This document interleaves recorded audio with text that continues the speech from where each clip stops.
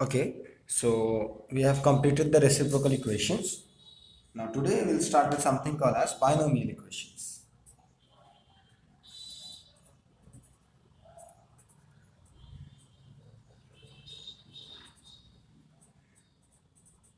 Okay, so this is the last part of unit 2, that is binomial equations. So what is meant by a binomial equation?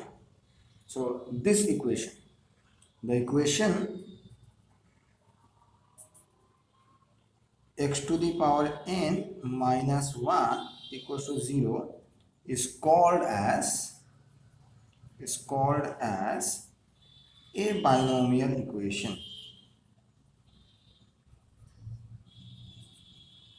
Okay, so x to the power 5 minus 1, x to the power 7 minus 1 equals to 0. All those things are called as binomial equation. Now, you must have done in complex analysis or complex analysis the roots of this, which are known as the nth roots of unity. So I'll tell you. So the roots of x to the power n minus 1 equals to 0 are, so these are the roots, are this cos 2k pi by n plus I sine 2k pi by n. So these are the roots where this k is equal to 0, 1, 2, up to n minus 1. So obviously it has got n many roots because the degree is n, and all the roots are given in this form. Okay, and see how many numbers are there, 0 to n minus 1. So that means n many numbers are there. So for each one value of k, we are getting one root. So hence the roots are n in number, which is guaranteed by the fundamental theorem of classical algebra. So it must have n many roots. So the n many roots are given like this. Okay. Now this equation can maximum have two real roots, 1 and minus 1. We will see that if that is even, there are two real roots, 1 and minus 1, and rest all are imaginary. And if n equals to odd, there is only one real root, that is 1, and rest all are what do I say, imaginary or complex. Now if you remember the De Moivre's theorem, so the roots can be reduced to this. Using the De Moivre's theorem, this can be written as 2 pi by n plus I sine 2 pi by n whole to the power k. Okay, by the De Moivre's theorem, this k can be taken in the part. Okay, so where k is again 0, 1, 2, n minus 1, or the roots are of the form, I will call this number as alpha. Or alpha is, or the roots are this, alpha to the power 1, sorry, alpha to the power 0, k can be 0, so alpha to the power 0 is 1, then alpha to the power 1, alpha to the power 2, alpha to the power 3, alpha to the power n minus 1, where alpha equals to cos of 2 pi by n plus I sine 2 pi by n. Okay, so this is what alpha is. So all the roots of the binomial equation are this: 1 alpha square alpha cube alpha to the power n minus 1. You can just go through it once. So these n roots of the binomial equation are called as nth roots of unity. Okay, so this roots 1 alpha alpha square dot dot alpha to the power n minus 1, they are called as the nth roots of unity, and they are of prime importance. They even form a finite field. The nth roots of unity form a finite field that you must have done in your field theory course. Okay, so you can easily find the roots of a binomial equation. Remember, when n is an even number, one is always a root. One is always a root, whether the degree is odd or even.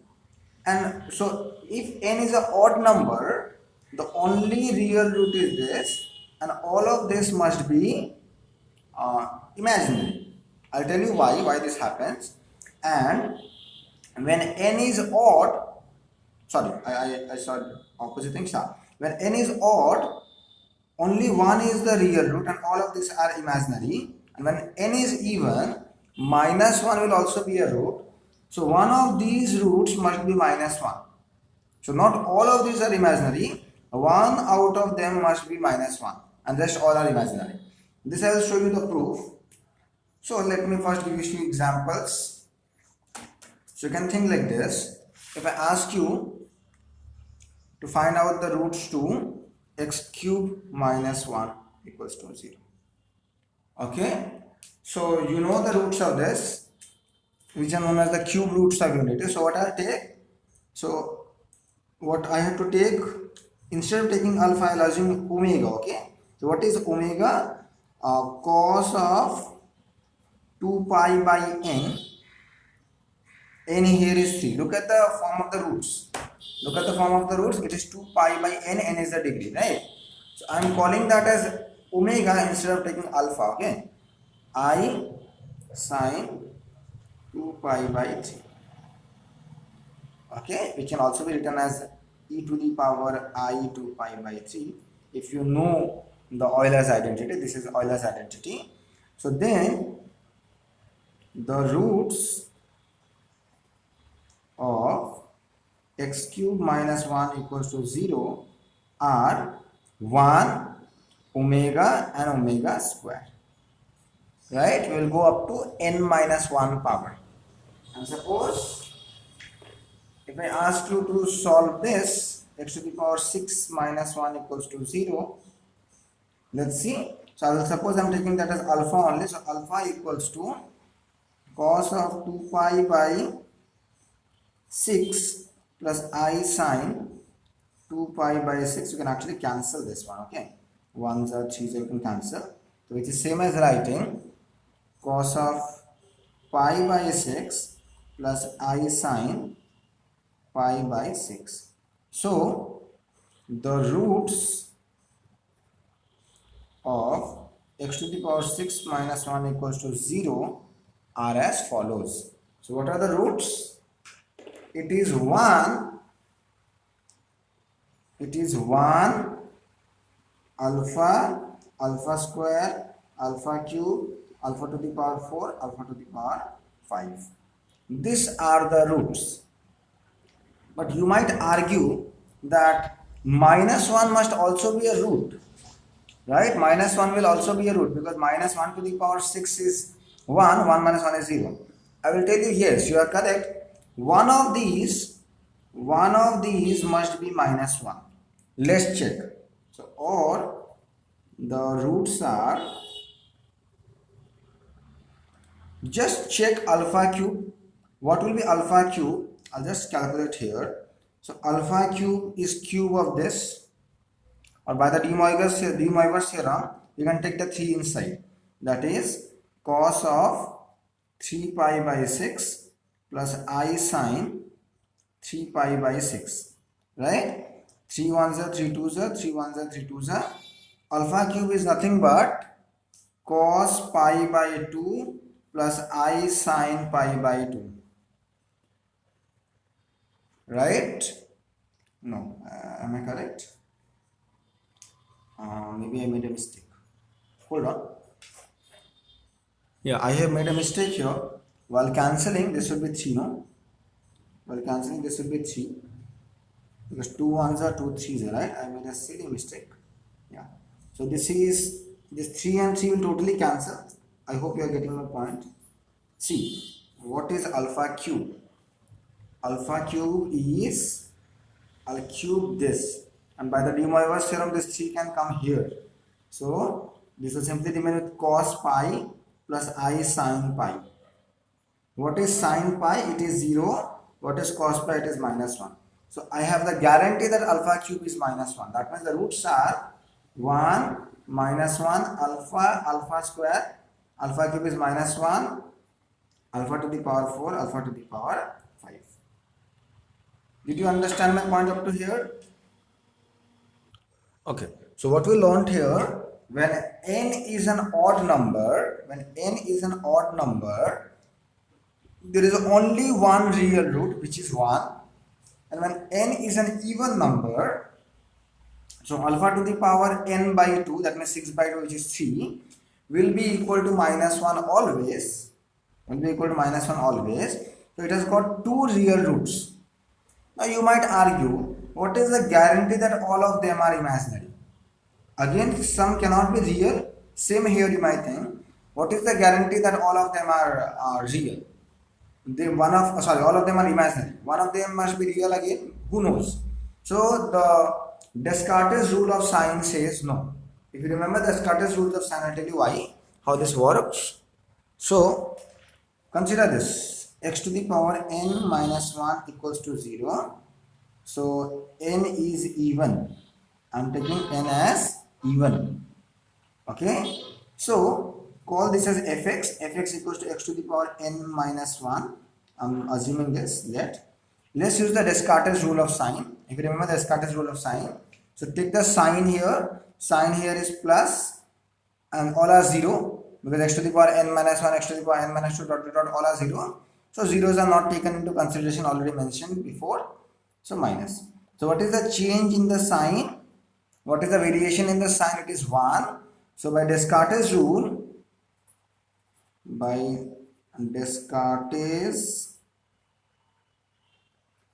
of signs, fx equals to 0 has, see what Descartes rule of sign said, the number of positive roots cannot exceed the number of variations of signs, and if less is less than an even number. So what is the variation of sign? Only one variation. So there will be exactly one positive root, because if it is less by an even number. I cannot subtract 2 from 1 because I'll get minus 1, which makes no sense. So has exactly one positive root. Okay. And if I take, what about the negative root?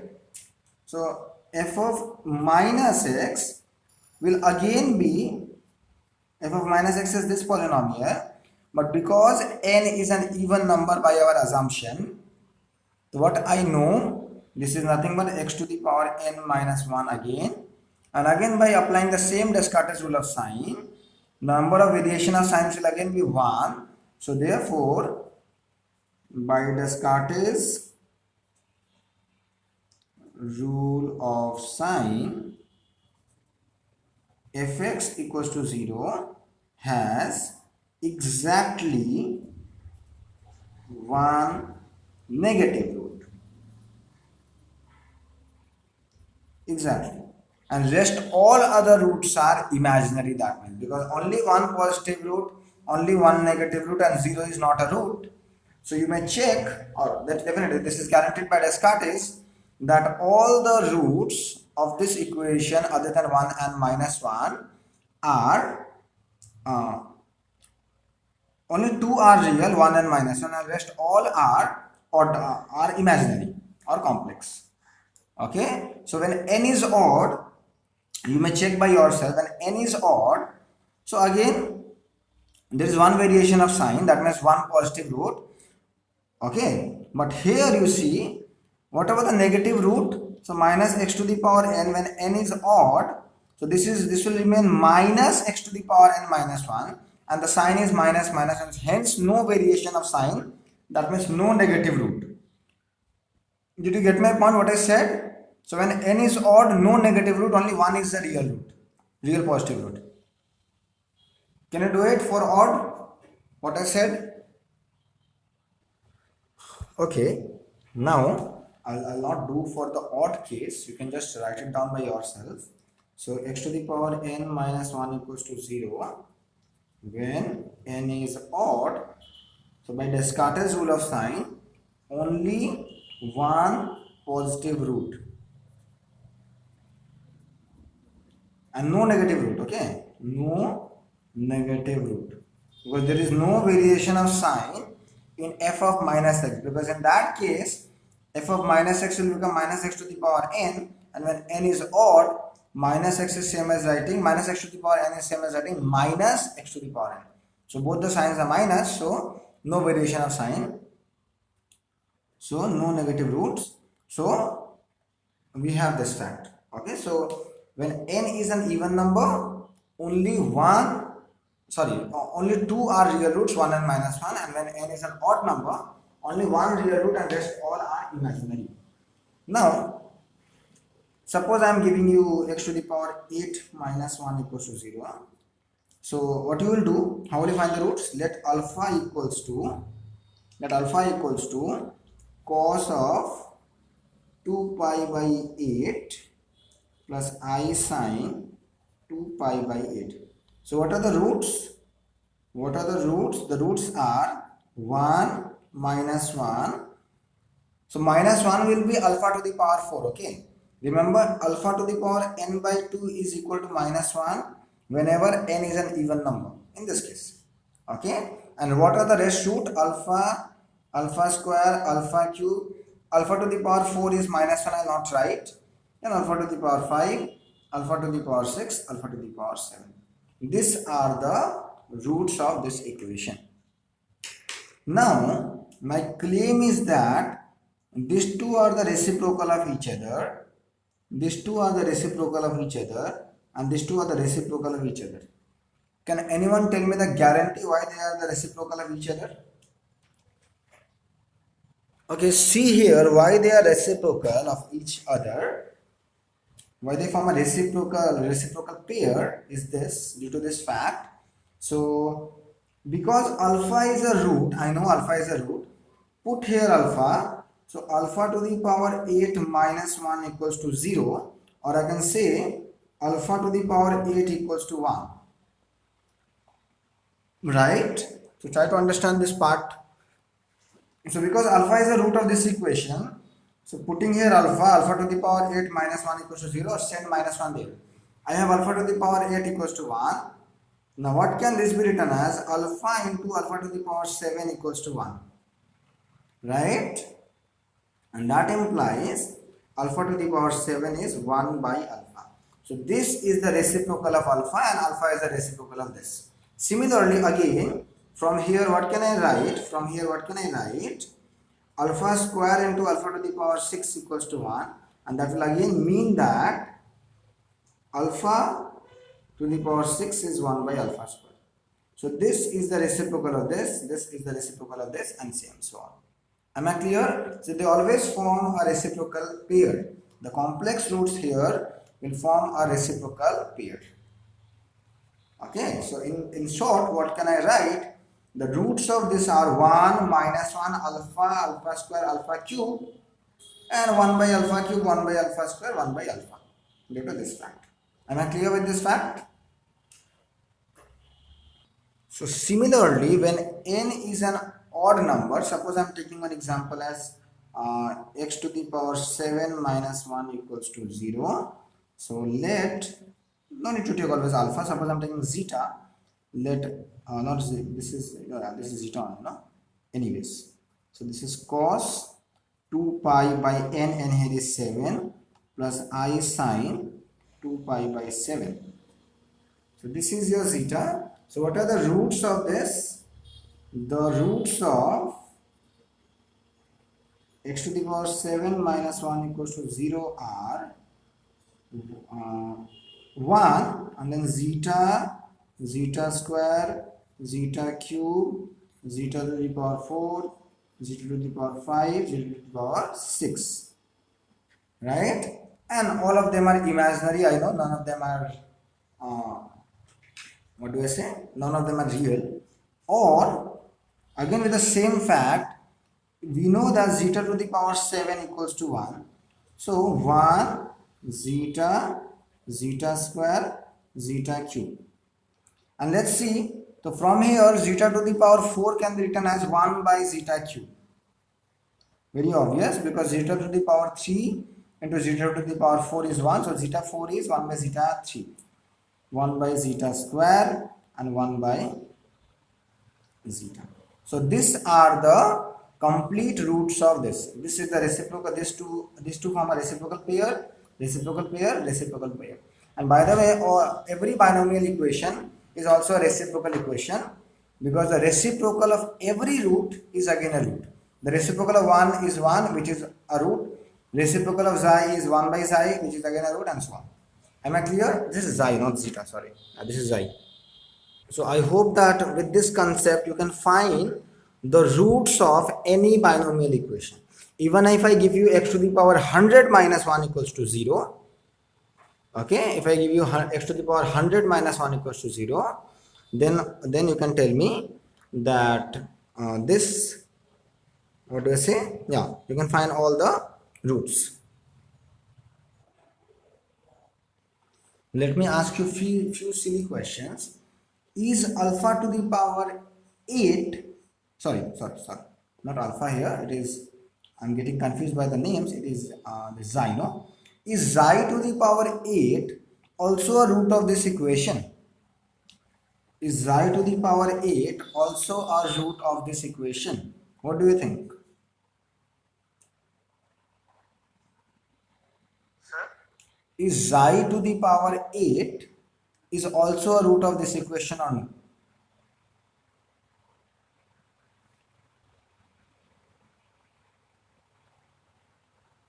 So it will just loop, right?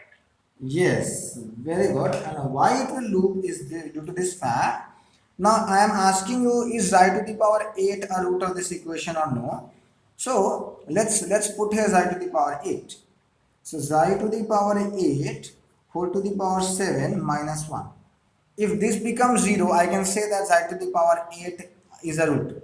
And it is very obvious, it is xi to the power 7 whole to the power 8 minus 1. Because xi is a root, so xi to the power 7 equals to 1.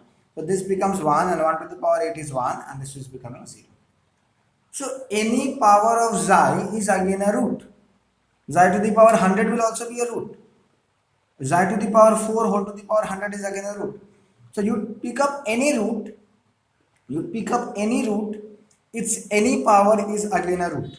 And that is your next theorem, or we are doing some list of theorems based on binomial equation. So the first theorem is an easy one, which I just expressed in front of you, that if alpha be any root of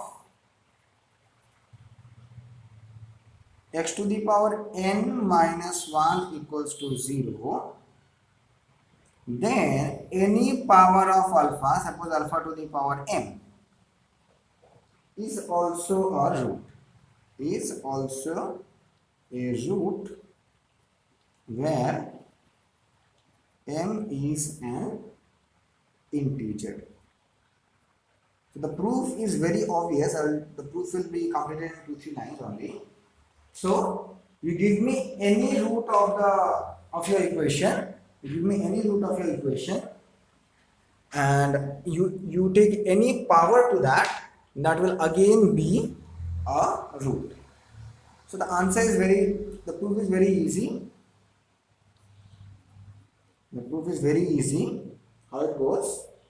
So since alpha is a root of x to the power n minus 1 equals to 0, what can I say? Alpha to the power n equals to 1, or alpha to the power n minus 1 equals to 0, and hence alpha to the power n equals to 1. So therefore, I want to prove that alpha to the power m is also a root. Alpha to the power m is also a root. So what I have to do, I'll replace x by alpha to the power m. So alpha to the power m whole to the power n minus 1. If this quantity comes 0, then I can clearly say that alpha to the power m is also a root. So how to simplify this quantity? What I did here, I'll do exactly here. I'll interchange their rules, right? So I can write this as alpha to the power n whole to the power m minus 1. Alpha to the power n is 1. 1 to the power anything is 1. So this is 0. But you can add one more line, 1 minus 1, which is 0. Right? So the value of this quantity, so x to the power n minus 1 equals to 0, is satisfied for the value x alpha to the power m. So therefore, alpha to the power m is also a root of x to the power n minus 1 equals to 0. And this completes the. Very easy, very easy. So the next two theorems that I'll be doing talks about the common roots of x to the power m minus 1 equals to 0 and x to the power n minus 1 equals to 0. So I want to know whether these two equations have any common roots or no. Suppose I am asking you, find out the common roots of this and this. Or I am asking you, find out the common roots of this and this. Okay? So how to find the common roots? Is there any simple way to find the common roots for a binomial equation? The answer is given in two theorems, one by one. So first theorem that I am doing, and the list is in theorem 2, but the next two theorems will give you the answer to common roots of this two binomial equations. So what is the next theorem? This is the theorem. So if m and n are relatively prime, so I hope you know the meaning of relatively prime, to each other, that means the GCD is 1, right? GCD of m and n is 1. That is the meaning of the term relatively prime to each other. So GCD of m and n are relatively prime. They may not be prime, but their GCD is 1. That is what we mean by relatively prime. It is not that both must be prime. Okay, so like, what do I say? 3 and 8, both are relatively prime. Even, see, 8 is not prime, you know. So 3 and 8 are relatively prime. So if m and n are relatively prime to each other, the equations x to the power m minus 1 equals to 0 and x to the power n minus 1 equals to 0 have no common root except 1. See, 1 is always a root to any binomial equation. Right? So 1 is always a common root, that is for sure, because whatever binomial equation you give it to me, 1 is always going to be a root.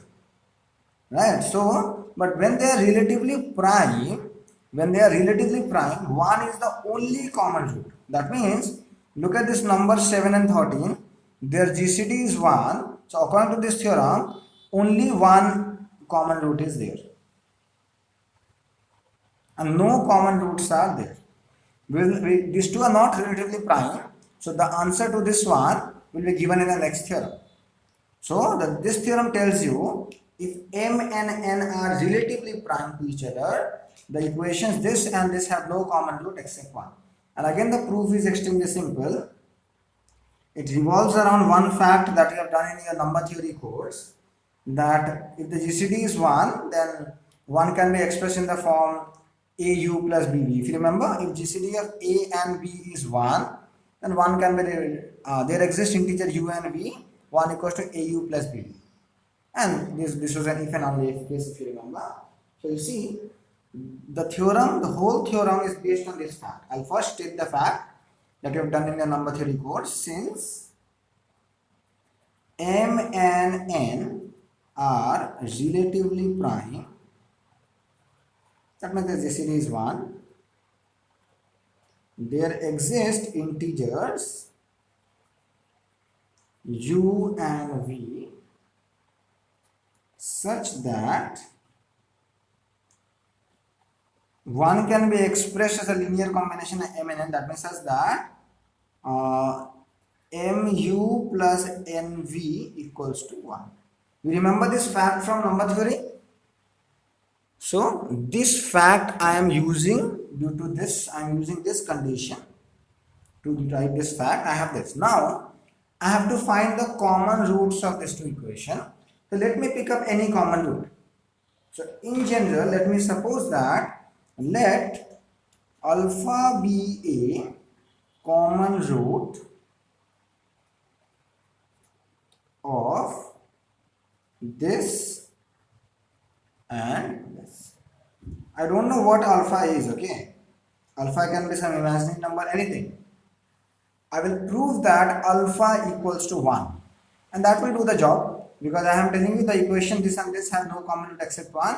I'll prove that whatever common root that I am taking, the value of this common root will only be 1. So my aim is to prove that alpha equals to 1. My aim is to prove that alpha equals to 1. Let's see whether I can prove or not.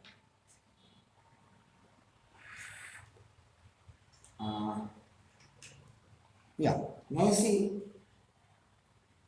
because alpha is a common root of this and this, that means alpha is the root of this also, alpha is the root of this also. What can I say? Alpha to the power m is 1 and alpha to the power n is again 1. Right? So remember, my aim is to prove that alpha equals to 1. So now let's start with alpha. I'll prove that alpha equals to 1. Very easy. So alpha is same as writing alpha to the power 1, and alpha to the power 1 is same as writing alpha. The value of 1 can be written like this: mu plus nv. Right? Because 1 is same as this. Now you see here, very interestingly, use some laws of indices that you have done in your lower classes. It can be written like this.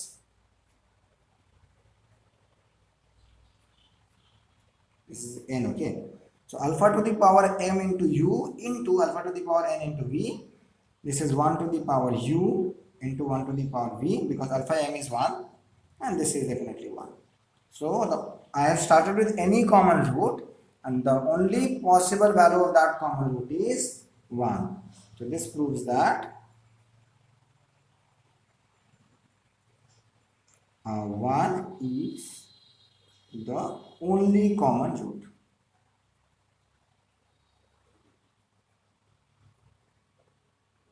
So I hope you understood the proof of this theorem. So that is theorem number 3. That is theorem number 3. So what is the statement of the theorem? It is like this: if D is the GCD of m comma n, that means this distant GCD may not be 1 always, it can be a positive number. The common roots of x to the power m minus 1 equals to 0 and x to the power n minus 1 equals to 0 are the roots of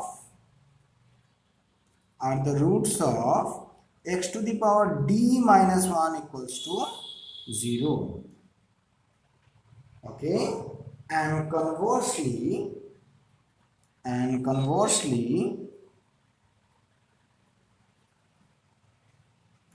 all the roots of this are the common roots of this. So all the roots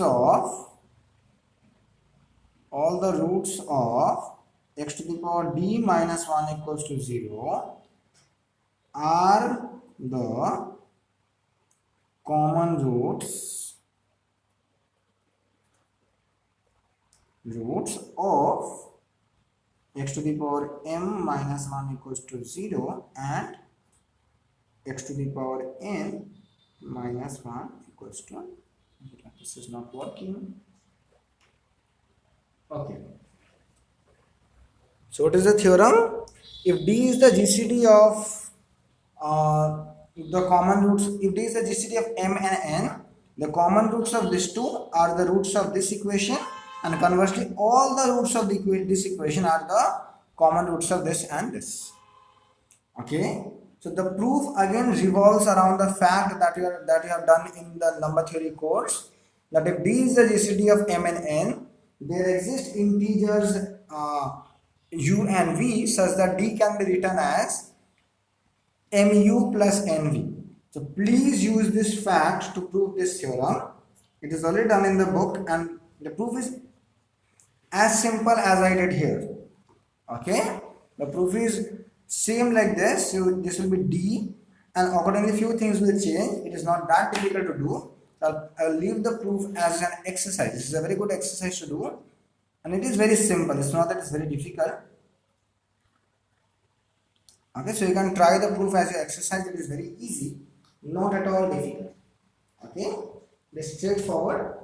So let me take 2 more minutes and tell you a few things. So if I ask you, find the, okay, one more thing. Now theorem 2 is of no use to us because theorem 3 is a more generalized version of theorem 3.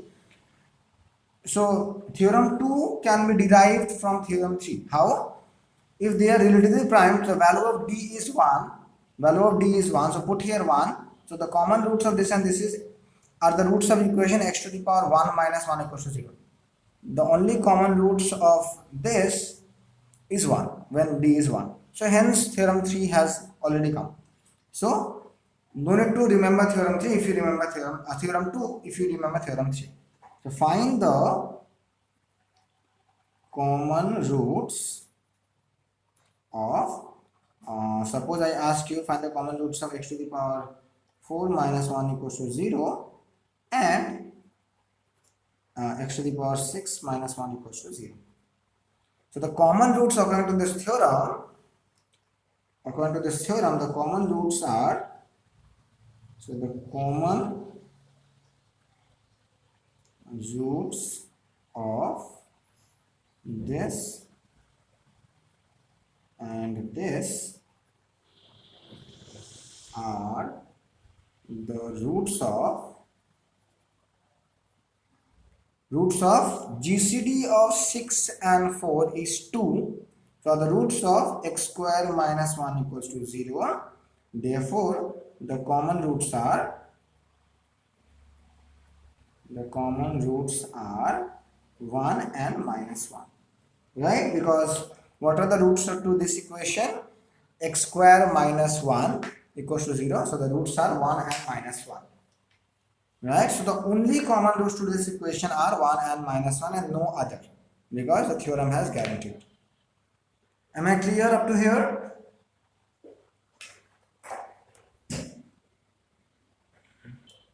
So we'll do up to here today. That's all for today. If you have any doubts, please ask. Thank you.